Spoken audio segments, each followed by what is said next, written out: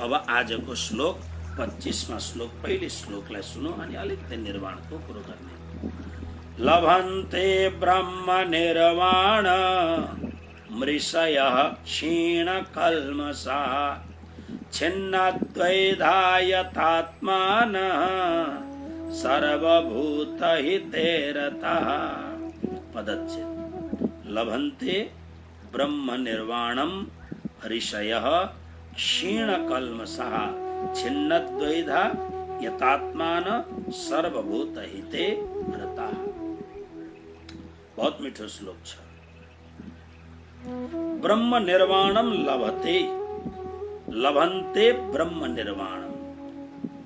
ऋषयः त्यस्ता खालका ऋषिहरू, त्यस्ता खालका ब्रह्मवेत्ता, ब्रह्म सृष्टिहरू, ती महान विद्वानहरूले ब्रह्म निर्वाणम लभन्ते, ब्रह्म निर्वाणलाई प्राप्त गर्छन्। अब यो ब्रह्म निर्वाण के हो? निर्वाण शब्द संस्कृत र पाली भाषामा निर्वाण शब्द छ। विशेष गरेर मध्य शास्त्रमा त निर्वाण शब्द छँदैछ, तर विशेष गरेर मध्य युगमा यो निर्वाण शब्दलाई जैन परम्परा र बुद्ध परम्परामा सबैभन्दा धेरै प्रयोग गरियो। जैन परम्परामा मुक्तिलाई कर्म संस्कार सम्पूर्ण रूपमा छेदन भएपछि जुन परम मुक्ति पाउँदछ, भावबाट मुक्ति पाउँदछ, त्यसलाई उनीहरू निर्वाण भन्दछन्। त्यसलाई पाली भाषामा उनीहरूले निवाण भन्दछन्। तर भगवान बुद्धको परम्परामा, भगवान बुद्धको ग्रन्थहरूमा धेरै नै निर्वाण शब्दको उपयोग गरेको छ। विशेष गरेर भगवान बुद्धको पछि हेर्नुहोस्, प्राय भगवान बुद्धले आफ्नो पालीमा जब बुद्ध धर्म चलाउनु भयो, संघ धर्म जब चलाउनु भयो, तर भगवान बुद्ध पछि यो सम्प्रदाय, भगवान बुद्धको परम्परा दुई भागमा विभाजित भयो। एउटा पूर्वीय भाग, उत्तरीय भाग अनि एउटा दक्षिणी भाग। यसलाई हीनयान र महायान भनिन्छ। पहिलो हीनयान भएको हो, हीनयानलाई उत्तरीय यान भनिन्छ। अर्को महायान, जसलाई दक्षिणी मार्ग भनिन्छ। हीनयानमा प्राय पाली भाषा मात्रै छ। भगवान बुद्धको परम्पराको हीनयान प्राचीन यान हो, प्राचीन मार्ग हो, तर यसमा प्राय पाली भाषाको उपयोग गरिन्छ। पाली भाषा भनेको संस्कृतबाट ओर्लिएको भाषा हो। संस्कृतबाट अलिक तल्लो दर्जा मतलब ओर्लिएको भाषा त यस्तै भइरहन्छ नि सधैँ। महायानमा विशेष गरेर संस्कृतका शास्त्रहरूको प्रयोग गरेको छ बुद्धिस्ट परम्परामा। त्यसमा महायान शाखाका एउटा महान विद्वान बोधिसत्व नागार्जुन भन्ने भयो। नेपालमा एउटा जंगलको नाम पनि नागार्जुन छ, जहाँ अहिलेका वर्तमान राजा बस्दछन् सायद। यो नागार्जुन बुद्धिस्ट परम्पराका महान विद्वान थिए, प्रखर विद्वान। उनले माध्यमिक सूत्रमा निर्वाण केलाई उनी भन्दछन् भन्दा भव सन्ततिलाई उच्छेद गर्नुको नाम निर्वाण हो। शब्द अलिकति अप्ठ्यारो होला। भव सन्ततिलाई उच्छेद शब्द उहाँको त्यस्तो छ। मतलब के हो भने जन्म र मरणको जुन यो साइकल छ, जन्म र मरणको जुन परम्परा छ, यो परम्परालाई उच्छेद भनेको पूर्ण रूपमा समाप्त पार्नु, यसको नाम निर्वाण हो भनेर नागार्जुन भन्दछन्। त्यसरी नै बुद्ध परम्पराको रत्नकूट नाम गरेको ग्रन्थमा सूत्रमा के भन्दछन्? भगवान बुद्धले भन्नुभएको कुरो, राग द्वेष र मोहको क्षय भएपछि मात्र निर्वाण प्राप्त गर्दछ। निर्वाणको सीधा अर्थ मुक्ति हो। सम्पूर्ण प्रकारका बन्धनबाट मोक्ष प्राप्त गर्नु। तर प्राय मुक्तिका जति पनि वर्णन भएका छन् मरेपछि हुने कुरो होइन। जीवन मुक्त, मर्नुभन्दा पहिले आफ्नो डेस्टिनी, आफ्नो पुग्ने जग्गा थाहा भइसकेको हुनुपर्छ र मात्रै त्यसको मर्नु सफल हुन्छ। प्राणनाथजीले वाणीमा भन्नुभएको छ कि ब्रह्म सृष्टिहरूको मौत नै वास्तवमा मौत हो।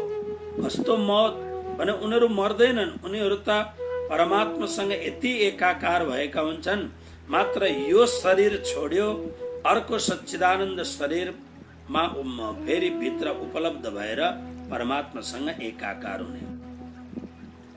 त्यस्तो खालको ब्रह्म सृष्टिहरूको मृत्युलाई फरक मृत्यु भनिएको छ र वास्तवमा मोक्ष भनिन्छ। तर बुद्ध भगवान के भन्नुहुन्छ? राग द्वेष र मोहको क्षय। हामीले भगवत गीतामा धेरै पल्ट यी सब कुरा राग द्वेष वियुक्त यस्तो विषय आज पनि अलिकति आउँछ, किनभने यही नै हो बन्धनको मुख्य कारण, राग अनि द्वेष अनि मोह, र यसबाट मुक्ति पाउनु। भगवान बुद्ध अर्को ठाउँमा के पनि भन्नुहुन्छ भने अस्ति र नास्तिको भावदेखि पर, अस्ति नास्ति, छ र छैन। हेर्नुहोस् महापुरुषहरू छलाङ कस्तो मार्दछन्। हामी सबै यी दुईटै भित्र मात्रै हुन्छौँ, छ अनि छैन। तर बुद्ध भन्नुहुन्छ छ र छैनदेखि पर एउटा अनिर्वचनीय जुन भाव, अनिर्वचनीय मतलब देखिएको छ, जानिएको छ, तर बोल्न सकिँदैन, त्यस्तो खालको अनिर्वचनीय जुन भाव प्राप्त हुन्छ त्यसलाई निर्वाण भनिन्छ। र यसरी निर्वाणका धेरै व्याख्याहरू छन्।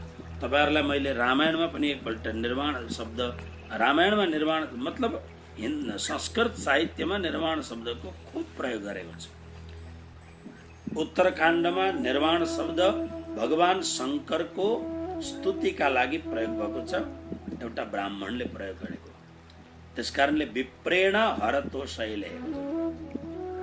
विप्रेण ब्राह्मणद्वारा हरतोषय शिवजीलाई प्रसन्न गर्नका लागि यो स्तोत्र पाठ गर्नु। कुन स्तोत्र? म खाली एउटा श्लोक सुनाइन्छु हजुरहरूलाई। नमामि समीशान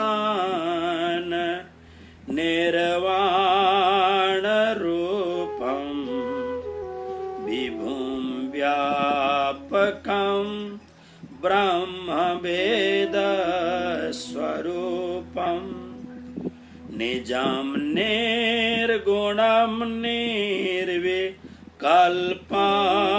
निरेहं चिदाकाश माकाशवासं भजेऽहं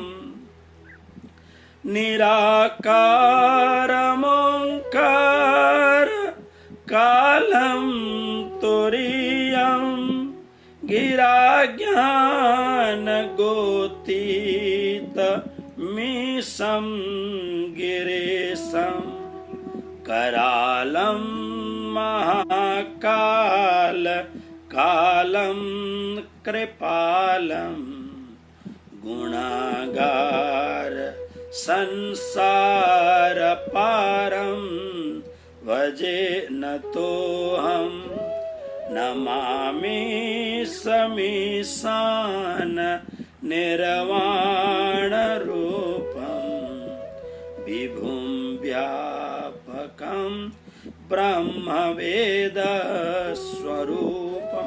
यहाँ निर्वाण शब्द को प्रयोग गरेको छ। नमामि ईशम ईशान निर्वाण रूपम। हे भगवान शंकर, हजुरलाई म प्रणाम गर्दछु। किन भन्दा निर्वाण रूपम, तपाई मोक्ष स्वरूप हुनुहुन्छ। यानी भगवद गीताको यो 5औं अध्यायमा, अध्यायको समापनमा जुन निर्वाण शब्दको कुरो गरेको छ, यो निर्वाण शब्दको अर्थ के हो भन्दा प्राणनाथजीको एउटै शब्दबाट निर्वाण शब्दको पूरा व्याख्या म तपाईहरुलाई सुनाइन्छु। इतही बैठे घर जागे धाम, पूर्ण मनोरथ हुए सब काम, धनी श्री महामती हंस ताली दे, साथ उठा हंसता सुख। प्रगट वाणी को अंतिम 112वीं चौपाई हो। बस यसको व्याख्या, इतै बैठे, शरीर छँदैछ, संसारमा बसिरहेको छ, तर घर जागे धाम आफ्नो परमधाममा उसको अन्तर जागृत भइसकेको छ। कस्तो स्थिति होला, कस्तो प्रकार होला जसले चाहिँ त्यस कारणले निर्वाण शब्दको प्रयोग गरेको। हेर्नुहोस् यहाँ, अब यो श्लोकको म धेरै व्याख्या गर्नु पर्दैन। हेर्नुहोस्, त्यो ब्रह्म निर्वाणलाई प्राप्त गर्नका लागि के हुनुपर्छ, हाम्रोमा गुण के हुनुपर्छ, हाम्रो योग्यता के हुनुपर्दछ ब्रह्म निर्वाण। त्यसका लागि पहिलो योग्यता हो क्षीण कल्मषा। ध्यान दिएर हेर्नुहोस्, कल्मष यानी पाप। हामीबाट नजानी नजानिकन त बहुत पाप हुन्छ, तर जानी जानी पनि बहुत पाप हुन्छ। त्यसकारणले जसका पापहरू क्षीण भइसकेका छन्, बिल्कुल निष्पाप भइसकेको छ, विवेकलाई एकदम मुख्यमा राख्नुहोस्। जब विवेक भएपछि हामी हमेशा सावधान भएर रहन्छौँ, हमेशा सावधान भएर। म त्यसकारणले तपाईहरुलाई भन्छु, गीता पढ्दा सावधान भएर पढ्नुहोस्, एकदम सावधान भएर। म हजुरहरूलाई निवेदन गर्दछु प्राय कि एक दिन पनि यो हाम्रो जुन तादात्म्य छ 1 घण्टाको, यसलाई नछोड्ने कोसिस गर्नुहोस्। जति पनि आएका कामहरूलाई 12 बजेदेखि उता अथवा 10 बजी भन्दा पहिले गर्ने कोसिस गर्नुहोस्। अब सम्भवै भएन भने अलग कुरो हो, तर सम्भव भयो भने कुरो किनभने यो हाम्रो जुन प्रत्यक्ष जुन सत्संग छ यसको ठुलो भाव हुन्छ। यसलाई नौजवान भाइ बहिनीहरू अलिक कम बुझ्छ यसको लागि। त्यसकारणले समय भएको बेला सत्संग गर्ने, अब आज समय छैन होस् भन्ने त्यसो गर। अब अत्यन्तै भ्याउँदै भ्याएन। जस्तो सिक्किमको हाम्रो भक्त हुनुहुन्छ उर्मिलाजी, आज म देख्दैछु उहाँलाई सरकारीको ठुलो एउटा जागिरमा खानुहुन्छ। एकदम दुखी भएर म हजुरको लाइभ सुन्न सक्दिनँ, किनभने मैले त्यो समयमा ड्युटीमा जानु पर्दछ। इट इज ओके, जसले जानु पर्दछ पछि फेरि पल्टाएर हेर्ने।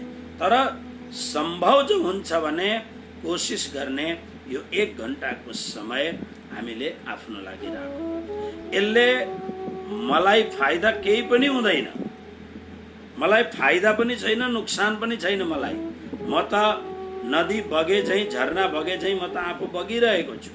फाइदा तपाईहरुलाई बहुत हुन्छ यो प्रत्यक्ष सत्संग। त्यसले सुन्नुहोस्, क्षीण कल्मषा, जसका कल्मषहरू सम्पूर्ण रूपमा क्षीण भइसकेका छन्। कसरी क्षीण हुन्छन् भने हामी जब हाम्रा प्रत्येक श्वासलाई, हाम्रा प्रत्येक एक्सन्सहरूलाई, हाम्रा प्रत्येक जुन मुभमेन्टहरू छ यसलाई, हरेक चिजलाई विवेकपूर्वक सावधान भएर हामी सोच्छौँ, सावधान भएर जाग्छौँ, सावधान भएर खान्छौँ, सावधान भएर हर क्रियाहरू सावधानी पूर्वक गरियो भने बिस्तारो बिस्तारो हाम्रो जीवनबाट पाप क्षीण हुँदै जान्छ। असावधान हुँदा मात्रै पाप घुस्ने हो। उस कारणले पाप जसको क्षीण यानी समाप्त भइसकेको छ। छिन्न द्वैधा, भगवानले अगाडिका श्लोकमा भन्नुभएको छ, संशयात्मा विनश्यति, जो बार बार डाउटफुल हुन्छ, बार बार शंका गर्दछ। शंका गर्ने मान्छेको कहिले पनि बेडा पार हुँदैन। शंका कहिले पनि, शंका छ, सोध्ने ठाउँ छ, सोध्नुहोस् र शंकालाई निर्मूल पार्नुहोस्। त्यसकारणले त कृष्णले गुरुको शरणमा जाऊ अर्जुन, तिमीलाई 3वटा कुरो बोकेर जाऊ, सेवा गर, मिठा प्रश्नहरू गर र तिमीले प्रणिपात यानी विनम्र हो भएर जाऊ। तिमी परिप्रश्न प्रश्न गर। अर्थ प्रश्नको अर्थ यही हो कि हामी निशंक हौं। तारतम बाणीमा प्राणजीले तारतम बाणीलाई, यो बाणी के हो भन्दा यो बेसक्की इलम यानी शंकाको स्थान छैन यहाँ। जति हामी शंकाले घेरिन्छौं त्यति हामी द्विधामा हुन्छौं। शंका नै मैले बार बार भने 2-3वटा कुरोमा शंका गर्नु हुँदैन।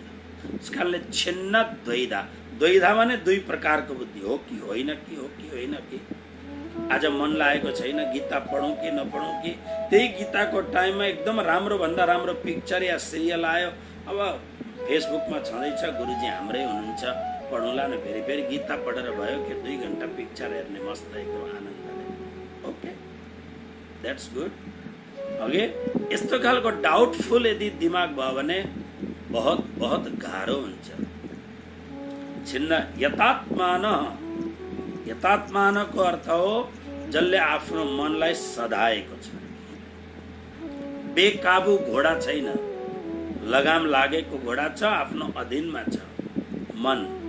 सर्वभूत हिते रताः, अनि निरन्तर आफ्नो संसाधनद्वारा जति हुन सक्दछ सम्पूर्ण प्राणी मात्रको कल्याणको लागि कार्य गर्ने।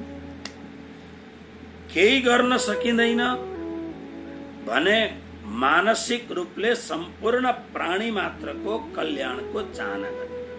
जस्तो तपाईहरु प्राय डेली आरतीमा मसँग हुनुहुन्छ बिहान, म के भन्छु, यो बिहानको मंगल आरती विश्व मंगलको कामना पूर्वक गरेको आरती।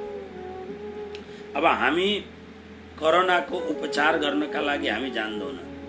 मैले यहाँनिर त्यो काडा गिलोयहरूको बिहान काडा बनाएर 25-30 जनालाई जरुर पिलाउँछु सधैँ। म त सधैँ पिउँछु, अरूलाई पनि पिलाउन थालेँ अहिले। पियो, सायद राम्रो हुन्छ होला, सबैले पिउँछ। तर मंगल कामना हामी जसले सेवा पठाएको हुन्छ उसको नाम लिने, तर एउटा विश्व कल्याणको लागि, विश्व मंगलको लागि बिहानको मंगल आरती हामी गर्छौँ। हामीलाई विश्वास छ परमात्मा ईश्वर प्रति। अरू केही गर्न नसके पनि हामी कामना त मंगल कामना गर्न सक्दछौँ। सर्वभूत हिते रताः, सम्पूर्ण प्राणी मात्रको कल्याणमा जो संलग्न छ, यस्ता खालका ऋषय, यस्ता खालका ब्रह्मविद्ता ऋषिहरू, यस्ता खालका उत्कृष्ट महापुरुषहरू ब्रह्म निर्वाणम लभन्ते, ब्रह्म निर्वाणलाई प्राप्त गर्दछन्। यानी परमात्मालाई पाउँदछन्। ब्रह्म निर्वाणको निर्माण माने मुक्ति, ब्रह्म माने कृष्ण, यानी कृष्णलाई पाउँदछन्। ब्रह्म निर्वाणम लभन्ते। आउनुहोस् 26वां श्लोक, त्यस्तै श्लोक छ फेरि अर्को पनि। काम क्रोध वियोक्तानां यतीनां यत चेतसां अभेतो ब्रह्म निर्वाणं वर्तते विदितात्मनां।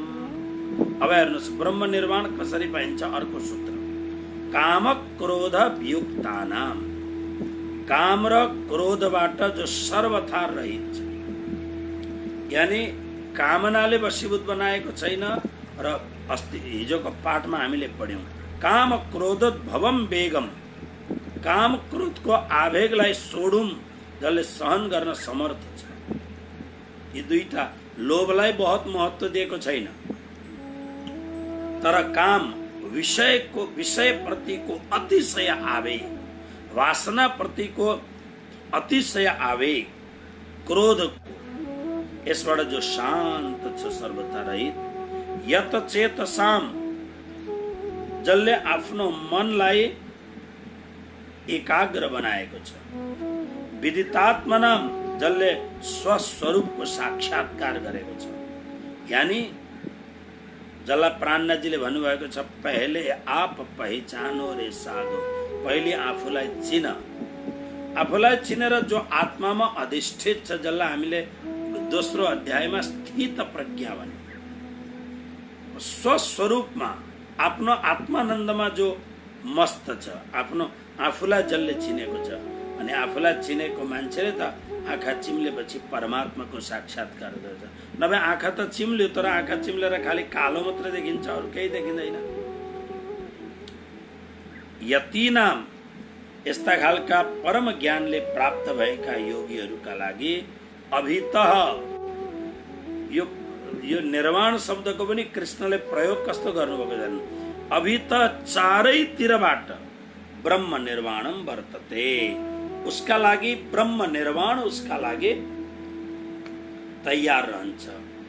अनि त्यो साधक, त्यस्तो खालको जो यो गुण बताएको छ, यस्तो खालको गुणी साधकको चारैतिर निर्वाण यानी मुक्ति हुन्छ। उसले मुक्ति खोज्नु पर्दैन, मुक्ति करतले स्थित, यानी चारैतिरबाट ऊ मुक्तिलाई उपलब्ध, ऊ मुक्त नै छ, आनन्दित छ।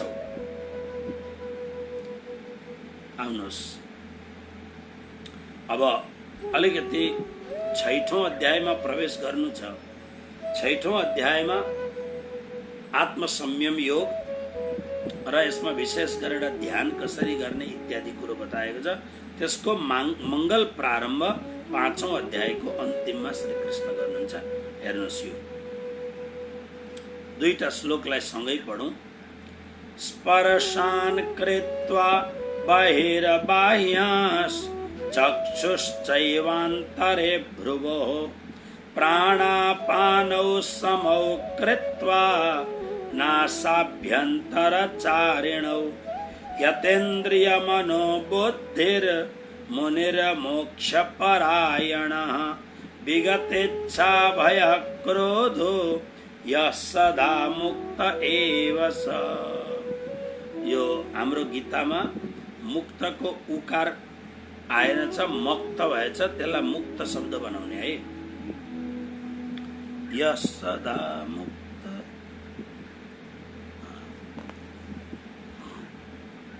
हेर्नुहोस्, स्पर्शान कृत्वा बहिर्बाह्यान, बाह्यान भनेको बाहिरका, बाह्यान, स्पर्शान कृत्वा बहिर्बाह्यान, बाह्यान भनेको बाहिरका, स्पर्शान हिजो स्पर्शको अर्थ भनेको थिएँ मैले, विषयहरूलाई, इन्द्रिय जन्य जुन विषयहरू छन्, बाहिरका विषयहरूलाई बहिकृत्वा, बाहिर नै भगाएर, भित्र आउन नदिने,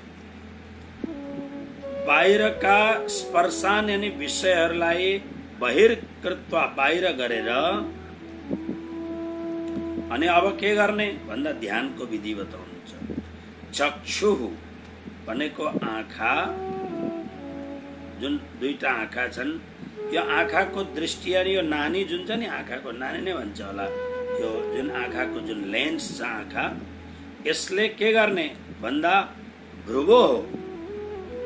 भ्रुव भनेको भौँ, यो जुन भाग छ त्यहाँनिर अन्तरे, त्यो भ्रुव भौँहरूको एकदम बीचमा, कहाँनेरि नासाभ्यन्तर चारणौ, मतलब त्यो स्थित यो बीचमा, यहाँनिर यो ठाउँमा के गर्ने भन्दाखेरि अब प्रकार बताउँदै हुनुहुन्छ, उपाय बताउँदै हुनुहुन्छ। नासाभ्यन्तर चारणौ, नाकभित्र घुम्ने। अब त्यो नाकभित्र घुम्ने के हो भन्दा प्राणापानौ, प्राणवायु र अपान वायुलाई गर्दा हामी त्यो चाल पाउँछौँ। त्यस कारणले नासाभ्यन्तर चारणौ भनेको कि प्राण अपानौ, प्राण र अपान वायुलाई समौ भनेको बराबर, सम, न तीव्र न मन्द, एकदम बराबर पारेर, यतेन्द्रिय जसका इन्द्रियहरू आफ्ना बसमा छन्, 10 इन्द्रियहरू आफ्ना बसमा छन्। यतेन्द्रिय मनोबुद्धि, इन्द्रिय मन बुद्धि जसका आफ्ना बसमा छन्, यह जो व्यक्ति मोक्ष परायण, बिल्कुल मोक्षको नजदीकमा पुगेको यस्तो मुनि विगत इच्छा भय क्रोध। अब हेर्नुहोस्, इच्छा भय र क्रोधले रहित भएको, इच्छा पनि केही छैन, डर पनि, मृत्युको पनि डर छैन, अनि क्रोध पनि छैन। विगत इच्छा भय क्रोध, इच्छा भय र क्रोधले रहित भएको यस्तो खालको जो साधक छ, त्यो साधक सदा मुक्त एव, उसलाई त मुक्त नै सम्झिनुहोस्। तपाईँ हमेशा मुक्त नै सम्झिनुहोस्। यसको अर्थ के भयो भन्दा, म बार बार त्यो चौपाई भन्छु नि, ओ खेल त प्रेमे पार पियासौं देखनको तन सागर। ऊ व्यक्तिले प्राण त्याग गरेको होस् या नहोस्, अत्यन्त गरिब होस् या सम्राट होस्, हिमालयमा बसेको होस् या महानगरमा बसेको होस्, केही मतलब छैन। जसले यी प्रक्रियाहरू पूरा गरेको छ ऊ सम्पूर्ण रूपले सधैँ मुक्त छ। शरीर रहँदा पनि मुक्त छ, शरीर छोड्ने बित्तिकै पनि मुक्त हुन्छ। के गर्दाखेरि फेरि एकपल्ट हेर्नुहोस्, ध्यान दिएर सुन्नुहोस्। हाम्रा जुन विषयहरू छन्, विषय मैले भनेको छु विषय के हो, जस्तो आँखाको विषय रूप, कानको विषय श्रवण शब्द, नाकको विषय गन्ध, यसरी नै हरेक प्रकारका जति पनि विषयहरू, इन्द्रियका विषयहरू जो बाहिरका विषय छन् तिनीहरूलाई भित्र आउन नदिने। यानी बार बार जस्तो अब ध्यान गर्न बस्नुभयो, तपाईँ मोबाइल छेउमा राखेर बस्नुभयो, एक त मोबाइलको जुन त्यो यसको जुन रेडियो धर्मी हुन्छ यसले हाम्रो हृदयलाई विचलित गरिदिन्छ। किनभने हाम्रो भित्र पनि बिजुलीका सान्दर्भिक तत्त्वहरू छन्, यसभित्र पनि त्यही कुरो छ। त्यसले गर्दाखेरि यो धेरै ध्यान गर्दाखेरि, पूजा पाठ गर्दाखेरि निकै पर राख्नुपर्छ। सम्भव हुन्छ भने जीवनशैली यस्तो बनाउने, घन्टा 1.5 घन्टा पूजा पाठ गर्दा मोबाइल बन्द राखिदिने। ओके, अब मोबाइल छ छेउमा, बार बार हो के आएछ, कस्तो आएछ, के आएछ, हैन? यसले के भयो भने यो अब यसलाई सम्झिनुहोस्, यो एउटा विषय भयो। यो मतलब यो मोबाइल विषय होइन, मोबाइल भित्र जुन कामहरू भइरहेका छन् यो विषय हो। आयो कि आयो कि भन्ने हुन्छ नि कसैको, के मतलब छ, रक्दो हुँदा, हैन? त्यसकारणले बाहिरका विषयहरूलाई भित्र आउन नदिने, तिनीहरूलाई बाहिरै रोकेर राख्ने, पहिलो कुरो। दोस्रो कुरो के छ भन्दा अब अभ्यासको लागि हेर्नुहोस्, अभ्यास म 6औं अध्यायमा यसको विशेष व्याख्या गर्छु। बस्ने एउटा तरिका हुन्छ, आसन, भूमि, आसन, अनि त्यसको पछि बस्ने तरिका, अनि तरिकाबद्ध रूपले ध्यान अभ्यासले प्रत्येक दिन यति समय त बस्नै पर्छ र मात्र ध्यान सिद्ध हुन्छ। ओके, त्यसले गर्दा यसरी कसरी भन्दा आँखाका दुईटै पुतलीलाई यो बीचमा, जसलाई आज्ञा चक्र भनिन्छ, यो बीचमा राखेर अनि नाकभित्र विचरण गर्ने मतलब हाम्रो भित्र विचरण गर्ने प्राणवायु, प्राण र अपान वायुलाई बराबर बनाएर, यानी प्राणायाम बार बार प्राणायाम गरेपछि त्यो काम हुन्छ। अनि जसका इन्द्रिय, मन र बुद्धि शान्त भएका छन्, जो अब यस्ता खालका व्यक्ति मोक्ष परायण नै हुनुहुने, भगवत परायण नै हुनुहुने। किन भन्दा उनीहरूको इच्छा पनि केही छैन, उनीहरूलाई डर, कालसँग पनि डर लाग्दैन, क्रोध पनि उनीहरूसँग छँदै छैन। विगतेच्छा भए क्रोधा, यस्ता खालका यो प्रोनाउन हो। यस्ता खालका साधकहरू हमेशा मुक्त नै, सदा मुक्त एव, तिनीहरू मुक्त नै हुन्छन्। अब 5औं अध्यायको 29वां श्लोक मतलब अन्तिम श्लोक पाठ करो। भोक्तारं यज्ञ तपसां सर्वलोकमहेश्वरं सुहृदं सर्वभूतानां ज्ञात्वा मां शान्तिमृच्छति। भोक्तारं यज्ञ तपसां सर्वलोकमहेश्वरं सुहृदं सर्वभूतानां ज्ञात्वा मां। भगवान श्री कृष्ण भन्नुहुन्छ, माम भनेको मलाई, कृष्ण भन्नुहुन्छ मलाई। मेरा भक्तहरूले मलाई के सम्झिन्छन् भन्दा यज्ञ तपसां भोक्तारम, सम्पूर्ण यज्ञको र तपस्याको भोक्ता मलाई नै सम्झिन्छ। के हो अर्थ भनेको, यज्ञमा हामी जो पनि सामग्रीहरू दिन्छौँ, कुनै पनि सामग्री हामी हाल्छौँ, त्यो सामग्रीलाई हामी अग्निलाई दिउँ, तर अग्नि देवताहरूको मुख भएको हुनाले हामीले यजन गरेको हो नि त, ग्रहण गर्ने त कोही हुनु पर्यो। हामीले तपस्या गर्दछौँ, त्यो हाम्रो तपस्यालाई पनि त ध्यान दिने कोही हुनु पर्यो। त्यसकारणले यहाँ भगवान भन्नुहुन्छ यज्ञ र तपस्या आदिको भोक्तारम, भोक्ता जो भक्तले जो समर्पण योगले युक्त भएको भक्तले मलाई के सम्झिन्छ कृष्ण भन्नुहुन्छ भने यज्ञ र तपस्याको मुख्य भोक्ता सर्वलोक महेश्वरम। यो शब्द बडा चुनिन्दो शब्द छ। यो संसारमा सम्पूर्ण लोकको एकमात्र महेश्वर, महेश्वर शब्द शिवजीको लागि होइन, यहाँ महेश्वर शब्द हो महान ईश्वर। यानी श्री कृष्ण भन्नुहुन्छ जुन भक्तले देवादिदेव सम्पूर्ण देवका एकमात्र स्वामी मलाई सम्झिन्छ अनि सर्वभूतानां सुहृदम, सम्पूर्ण प्राणी मात्रको जो हितैषी छ। प्राणी मात्र हाम्रो सनातन धर्मको मोटो नै यही हो, सर्वे भवन्तु सुखिनः सर्वे सन्तु निरामया सर्वे भद्राणि पश्यन्तु। मोटो नै यही हो हाम्रो। त्यस कारणले सुहृदम सर्वभूतानां सुहृदम, सम्पूर्ण प्राणी मात्रको सुहृद प्रेमी, प्रेमीले ज्ञात्वा जानेर, हेर्नुहोस् जानेर शान्तिम रिच्छति, शान्तिलाई प्राप्त गर्दछ। मतलब के छ भन्दा भगवान भन्नुहुन्छ मेरा भक्तहरूले मलाई सम्पूर्ण यज्ञ र तपस्याको भोक्ता मान्दछ, समस्त लोकको एकमात्र परम ईश्वराति ईश्वर मलाई मान्दछ, सम्पूर्ण प्राणीहरूको हित गर्ने केवल मेरा परमात्मा नै हुनुहुन्छ भन्ने भावना जसले राख्दछ, यस्तो जान्ने व्यक्तिले आपसे आप शान्ति प्राप्त गर्छ। अशान्त उसलाई कसैले बनाउनै सक्दैन। शान्तिम रिच्छति, शान्ति प्राप्त गर्दछ। यसरी 5औं अध्यायलाई यहाँ पूर्ण गरिन्छ। भोलि 6औं अध्याय प्रारम्भ गर्दा अलिकति यो श्लोकहरूको अलिकति सार लिएर अनि 6औं अध्याय प्रारम्भ गर्नेछु म। आउनुहोस् पुष्पिका दोहोर्याउँ हामी सबै मिलेर। ओम तत्सदिति श्रीमद्भगवद्गीता